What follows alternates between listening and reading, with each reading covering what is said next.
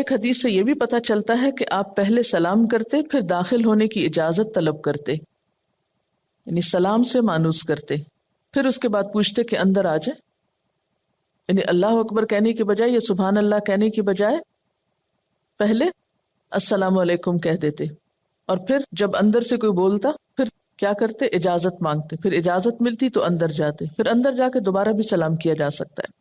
حدیث سے یہ پتہ بھی چلتا ہے کہ آپ پہلے سلام کرتے پھر داخل ہونے کی اجازت لیتے، اور آپ کا یہ معمول بھی تھا کہ 3 مرتبہ آپ اجازت طلب کرتے، جواب نہ آتا تو واپس لوٹ آتے، اور یہ بھی آپ کی عادت تھی کہ اجازت طلبی کے وقت آپ دروازے کے دائیں یا بائیں جانب کھڑے ہوتے تاکہ ایک دم سامنا نہ ہو۔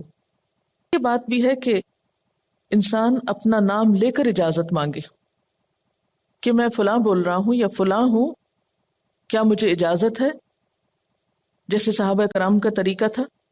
حدیث میں آتا ہے کہ حضرت عمر رضی اللہ تعالی عنہ نے آپ صلی اللہ علیہ وسلم کے دروازے پر آ کر یہ الفاظ بولے، السلام علی رسول اللہ السلام علیکم ایدخل عمر، یعنی سلام کے بعد کیا کہا کہ کیا عمر داخل ہو سکتا ہے۔ صحیح مسلم میں ہے کہ حضرت ابو موسیٰ اشعری حضرت عمر کے پاس گئے تو اس طرح کے الفاظ بولے، السلام علیکم ھذا ابو موسیٰ السلام علیکم ھذا الاشعری، یعنی ایک دفعہ اپنی کنیت بولی، دوسری مرتبہ نسبت بولی، اور ایک مرتبہ ایک نام لے کے دوسری دفعہ دوسرا کیوں لیا، تاکہ مزید وضاحت بھی ہو جائے، دوسرا اچھی طرح پہچان لے۔ اور ترجمہ اس کا کیا ہے، السلام علیکم یہ ابو موسیٰ ہے، السلام علیکم یہ اشعری ہیں، یعنی ابو موسیٰ اشعری ہیں، کیونکہ بعض اوقات اگر ادھورا نام لیا جائے تو دوسرا شخص پہچان نہیں پاتا۔ اگر وہ صرف اتنا کہتے یہ ابو موسیٰ ہے تو ابو موسیٰ ہو سکتا ہے کسی اور کی کنیت بھی ہو، تو گھر والے کو مغالطہ لگ جائے اور وہ اجازت دے دے، اور جب وہ اندر آ جائے تو پتہ چلے کہ نہیں اس کو تو اجازت نہیں دینی تھی۔ تو اس لیے پوری طرح وضاحت کے ساتھ اپنا تعارف کرایا جائے۔ لیکن ہمارے ہاں عام طور پر کیسے ہوتا ہے، اپنا نام نہیں بتاتے، کیا کہتے ہیں، میں ہوں دروازہ کھولیں۔ اس سلسلے میں بھی ایک روایت ہے، خطیب بغدادی نے علی بن عاصم سے روایت کیا ہے کہ وہ بصرہ گئے تو حضرت مغیرہ بن شعبہ کی ملاقات کو حاضر ہوئے، دروازے پہ دستک دی، حضرت مغیرہ نے اندر سے پوچھا کون ہے، تو جواب دیا انا، میں ہوں۔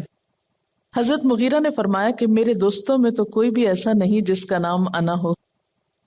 پھر باہر تشریف لائے اور ان کو حدیث سنائی کہ ایک روز حضرت جابر حضرت صلی اللہ علیہ وسلم کی خدمت میں حاضر ہوئے اور اجازت لینے کے لیے دروازے پہ دستک دی۔ آپ صلی اللہ علیہ وسلم نے اندر سے پوچھا کون صاحب، تو جابر نے یہی لفظ کہہ دیا انا، میں ہوں۔ تو آپ نے ڈانٹ کے فرمایا انا، یعنی انا کہنے سے کیا فائدہ۔ اچھا، ہم لوگ عام طور پر کیا کرتے ہیں، اچھا پہچانا بھی نہیں، آواز بدل کے پہلے بات شروع کرتے پھر کہتے پہچانا ہی نہیں، اب کہاں پہچانیں گے آپ، اور اس کے ساتھ شکایات کا ایک لمبا سلسلہ شروع ہو جاتا ہے، شکوے اور ناراضگی کا۔ تو اس میں بھی ہم بعض اوقات دوسرے کو دیر تک پریشانی میں مبتلا رکھتے ہیں اور اس طرح انجوائے کرتے ہیں۔ تو اب اس میں آپ دیکھ رہے ہیں کہ بعض لوگ پہلے سلام کر رہے ہیں پھر اجازت مانگ رہے ہیں، بعض جگہ پہلے اجازت ہے پھر سلام ہے، کہیں دستک دی جا رہی ہے اور کہیں کسی اور طرح مانوس کیا جا رہا ہے۔ تو اس سے کیا پتہ چلتا ہے کہ بنیادی طور پر 2 چیزیں ہیں جن کا خیال رکھنا ہے۔ ایک تو یہ کہ گھر والوں کو اپنا تعارف کرانا اور گھر والوں کا بھی تھوڑا تعارف کر لینا۔ اس آیت میں 2 بنیادی حکم ہیں۔ نمبر 1 تستأنسو، پھر تستأنسو کے اندر 2 چیزیں ہیں، اور وہ کیا ہے کہ آنے والا بھی تعارف کرائے اور گھر والے کا بھی تعارف حاصل کرے۔ تعارف سے مراد یہاں پہچان ہے کہ اندر ہے کون۔ مثلا ایک گھر میں بہت سے لوگ رہتے ہیں، آپ کسی ایک خاص شخص سے ملنے کے لیے گئے اور جس سے آپ ملنا چاہتے ہیں وہ گھر پر ہی نہیں، تو بعض لوگ کیا کرتے ہیں کہ پھر ڈیرا جما لیتے ہیں، وہ اگر گھر پر نہیں بھی تو دوسروں کا وقت ضائع کرتے ہیں۔ اس لیے جس سے ملنے کے لیے آپ گئے ہیں اس کا معلوم کرنا ضروری ہے، اور آنے والا اپنے بارے میں بھی واضح طور پر بتائے، الفاظ یا طریقہ کار حالات اور ضرورت کے مطابق کوئی بھی ہو سکتا ہے. اچھا، اسی طرح پوچھنے پہ خاموش کھڑے رہنا یہ بھی درست نہیں. سوچتی ہوں کہ بعض اوقات شیطان ہمیں کس کس طرح ٹریپ کرتا ہے نا. ہم ان ساری چیزوں کو ایک لطیفے کے طور پر اور ایک دوسرے کو ستا کر خوش ہونے کے طور پر لیتے ہیں. تو یہ تہذیب کے خلاف ہے کہ کسی کے پوچھنے پر اس کو جواب نہ دیا جائے. اسی طرح یہ ہے کہ آنے والا گھنٹی پہ گھنٹی نہ بجاتا جائے. نوک کرنے لگا ہے تو کرتا ہی نہ چلا جائے، بلکہ رک رک کر 3 دفعہ سلام کرے اگر وہ سلام کے ذریعے اجازت لے رہا ہے، اور اگر نوک کر رہا ہے تو اس میں بھی 1 دفعہ، پھر تھوڑا سا وقفہ، پھر دوسری دفعہ، پھر تیسری دفعہ. کیونکہ ہو سکتا ہے کہ گھر والے کسی ایسے جگہ پر ہوں جہاں آواز نہیں جا رہی، یا ہو سکتا ہے کوئی نماز پڑھ رہا ہو، یا کوئی نہا رہا ہو، یا کوئی ٹیلی فون پہ بات کر رہا ہو. بعض اوقات ایسا ہوتا ہے نا، آپ فون پہ بات کریں تو اتنے میں دروازہ بھی بجنے لگتا ہے. اب فون والے کو آپ یہ نہیں سمجھا پاتے کہ وہ دوسری طرف سے کال آ گئی ہے، اور اس طرح انسان نہ اس کی بات سنتا، پھر وہ پوچھتے ہیں آپ صحیح سے بات نہیں کر رہے. اور دروازے والا بعض اوقات دروازہ بجا بجا کے اور شور مچا کے واپس بھی جا چکا ہوتا ہے، اور اس طرح گھر والے کو اس کی پریشانی ہوتی ہے کہ یہ ہوا کیا. اور دیر تک بعد میں انسان ایسے گلٹ میں مبتلا رہتا ہے کہ شاید کسی آنے والے کے ساتھ زیادتی ہوئی ہے. بعض اوقات ایسا ہوتا ہے کہ کسی کی آمد کا انتظار ہوتا ہے، مثلا کسی نے فون پر اطلاع دی کہ میں آ رہا ہوں، اب آپ انتظار میں ہیں. اتنے میں آپ کیا ہوا کہ انتظار کرتے کرتے آپ کو ضرورت پیش آئی کہ آپ واش روم میں چلے گئے. اب وہ آیا، اس نے دروازہ نوک کیا 1 دفعہ، 2 دفعہ، 3 دفعہ، 7 ہی گھنٹیاں بجائیں، اور وہ گیا غصے میں کہ اطلاع بھی دی تھی پھر بھی پرواہ نہیں کی، خود گھر سے غائب ہے. حالانکہ غائب نہیں ہوتے، گھر کے اندر ہی ہیں. بعض اوقات ایسا ہوتا ہے کہ ایک شخص کہتا ہے میں آ رہا ہوں، اب وہ آ رہا ہے، بہت دیر ہو رہی ہے، نماز کا وقت نکل رہا ہے. دوسرا شخص نماز شروع کر دیتا ہے کہ اچھا جب تک وہ آتا ہے میرے نماز کا وقت نہ نکلے. مثلا مغرب کی نماز یا عصر کی نماز کا وقت کم ہوتا ہے. ایسے میں عین اس وقت جب آپ نے اللہ اکبر کہی، بیل بجنا شروع ہو گئی. تو ایسی صورت میں آنے والے کو بھی تھوڑی تہذیب کا مظاہرہ کرنا چاہیے کہ 1 دفعہ بیل بجانے کے بعد تھوڑی دیر رک کر صبر کر کے پھر دوسری مرتبہ، پھر تیسری مرتبہ، اور اسی طرح کوئی بھی طریقہ اطلاع دینے کا ہو اس میں ایسا ہی کرنا چاہیے. آنے کی اطلاع دینے کا ایک بہت ہی مہذب طریقہ وزٹنگ کارڈ بھیجنا ہے.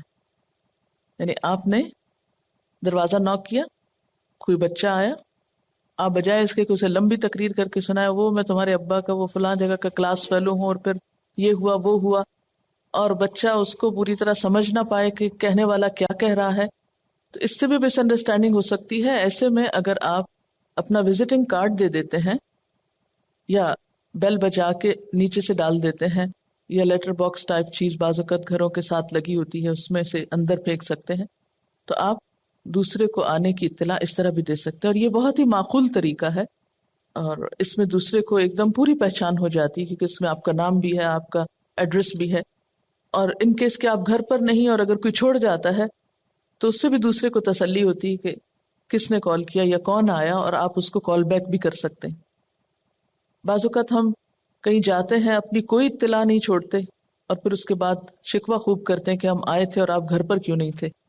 تو ایسی صورت میں ناراضگی کا اظہار کرنے کی بجائے اپنا فرض بھی پورا ادا کرنا چاہیے. پھر آپ دیکھیے کہ یہاں پر ساتھ ہی یہ فرمایا کہ فَإِن لَّمْ تَجِدُوا فِيهَا أَحَدًا فَلَا تَدْخُلُوهَا. بعض اوقات ایسا ہوتا ہے کہ آپ بیل پہ بیل بجا رہے ہیں، کوئی نہیں نکلا، لیکن گھر کا دروازہ کھلا ہے، تو آپ سوچیں کہ دروازہ تو کھلا ہی ہے، کوئی جواب نہیں دے رہا، میں اندر جاؤں. فرمایا نہیں، اگر تم اندر کسی کو نہیں پاتے تو اندر مت داخل ہو، حَتَّى يُؤْذَنَ لَكُمْ، یہاں تک کہ تمہیں اجازت دے دی جائے، اس کے بغیر مت اندر جاؤ. کیوں؟ اس صورت میں کیا خطرہ ہے اندر جانے میں، کہ ہو سکتا ہے کہ آپ اندر جائیں اور اندر خدا نخواستہ کوئی حادثہ ہوا ہوا ہو، اور آپ ڈر کے مارے فوراً باہر نکلے، اتنے میں باہر سے کوئی آپ کو دیکھ لے، خدا نخواستہ کسی گھر کے اندر کوئی ڈیتھ ہو چکی ہو یا کوئی قتل ہو چکا ہو یا کچھ ایسے واقعات اگرچہ بہت ریئر ہوتے ہیں لیکن بہرحال ہوتے ہیں. اب آپ نے بیل کی، دیکھا اندر سے کوئی نہیں نکلا تو آپ تنہائی اندر چلے گئے، یہ درست نہیں. ایسی صورت میں اگر کوئی انیوژل سی سچویشن ہو تو اکیلے نہیں جانا چاہیے، 2-4 لوگوں کو ساتھ لے کر جانا چاہیے، تاکہ خدا نخواستہ کسی ایمرجنسی کی صورت میں یا کسی انیوژل واقعے کی صورت میں آپ کے ساتھ دوسرے لوگ بھی گواہ ہوں۔ اب دیکھیں نا کہ اگر مثلا کوئی اکیلا اندر چلا گیا اور اکیلا نکل رہا تھا، پڑوسی نے دیکھ لیا کہ ہاں فلاں شخص اندر سے نکل رہا تھا، وہ نکل کے گھر گیا تو پیچھے سے پتا چلا اندر ڈیتھ ہوئی بھی ہے، ہو سکتا ہے وہ اس کے نام لگا دی جائے کہ جی وہ نکلا تھا اس وقت۔ تو اس میں کئی ایک احتمالات ہو سکتے ہیں، کئی اور وجوہات بھی ہو سکتے ہیں۔ فَإِن لَّمْ تَجِدُوا فِيهَا أَحَدًا فَلَا تَدْخُلُوهَا حَتَّى يُؤْذَنَ لَكُمْ، پھر اگر وہاں کسی کو نہ پاؤ تو داخل نہ ہو جب تک کہ تم کو اجازت نہ دے دی جائے۔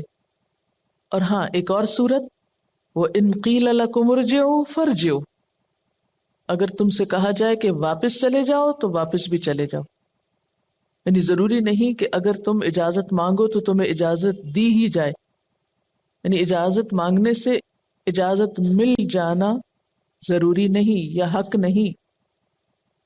اگر لوٹنے کو کہا جائے تو لوٹ بھی جاؤ، ہوا ازکا لکم، وہ تمہارے لیے زیادہ پاکیزہ بات ہے، زیادہ اچھی بات ہے، اس میں تعلقات کے اچھے رہنے کے زیادہ امکانات ہیں۔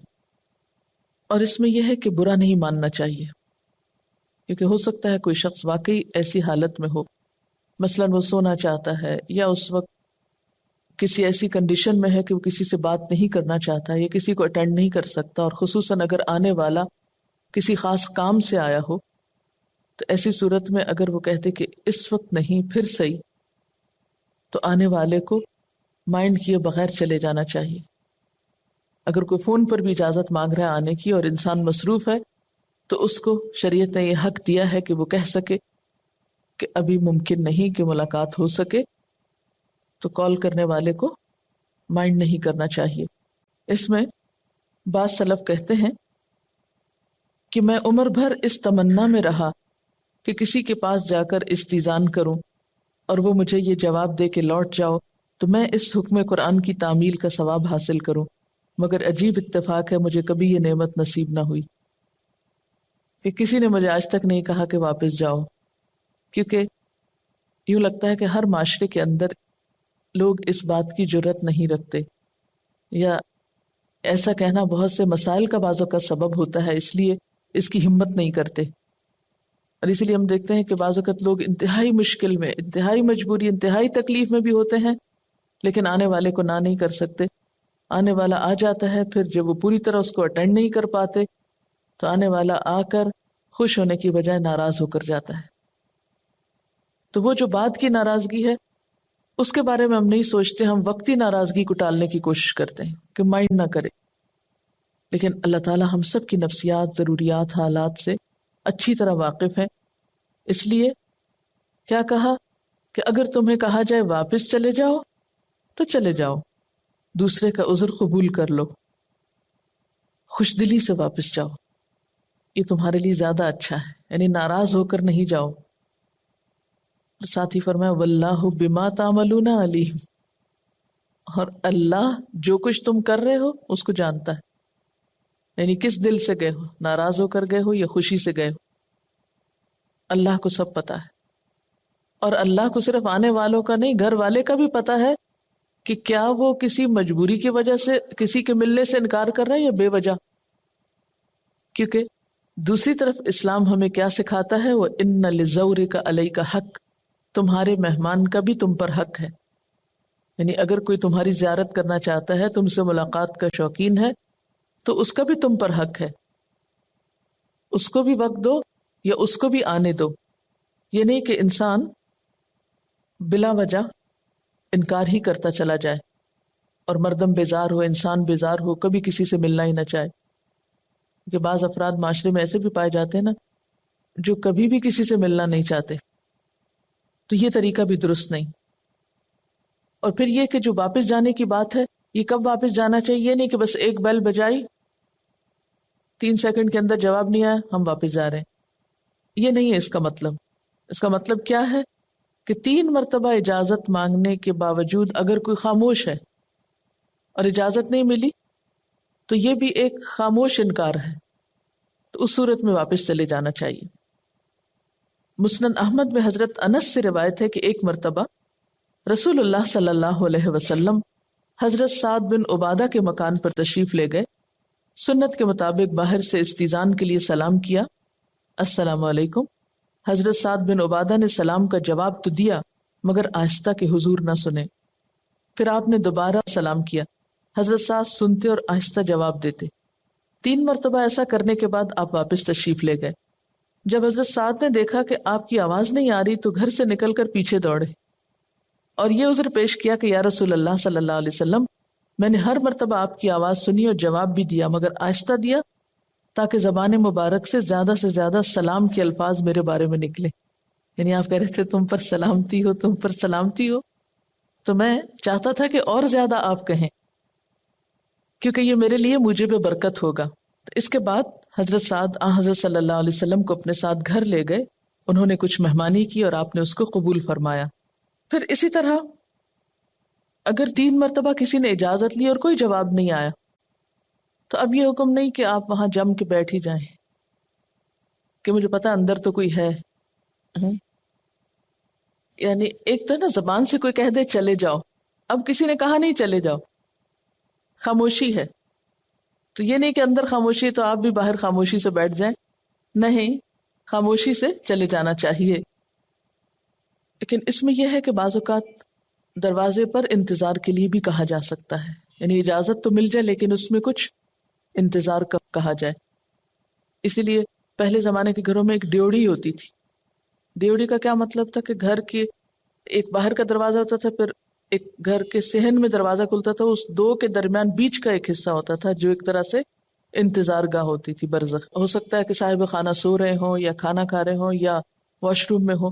اب اس آنے جانے میں کچھ وقت لگ سکتا ہے، تو ایسا نہیں کہ وہ اندر گیا ہو اور واپس آنے میں اگر تھوڑی دیر ہو تو اس میں پھر پریشان کرنا شروع کر دے انسان، یا یہ کہ پھر پیچھے ہی چل پڑے.